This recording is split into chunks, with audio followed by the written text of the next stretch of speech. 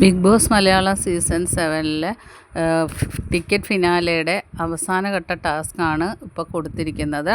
ആ ടാസ്ക് ഇങ്ങനെയാണ്. ഗാർഡൻ ഏരിയയിൽ ഒരു ടേബിളും ഒരു ഗോൾ പോസ്റ്റുള്ള ഒരു ടേബിളും ഒരു പലകയും 10 കട്ടകളും വെച്ചിട്ടുണ്ട്. അവിടെ നിന്ന് കുറച്ച് മാറി ഒരു സീസോ വെച്ചിട്ടുണ്ട്. ആ സീസോ കഴിഞ്ഞ് കുറച്ച് ഓപ്പോസിറ്റായിട്ട് ഒരു ബാസ്ക്കറ്റും വെച്ചിട്ടുണ്ട്. ബസർ കേൾക്കുമ്പോൾ ആ കട്ടകൾ ഓരോന്നും ആ നെറ്റിലോട്ട് കൈകൊണ്ട് തെന്നിച്ചിട്ടതിന് ശേഷം അങ്ങനെ സ്ലൈഡ് ചെയ്ത് ഗോൾ പോസ്റ്റിൽ വീഴാത്ത കട്ടകൾ വീണ്ടും ഒന്നും കൂടി ആ ബാസ്ക്കറ്റിൽ അവസരമുണ്ട്.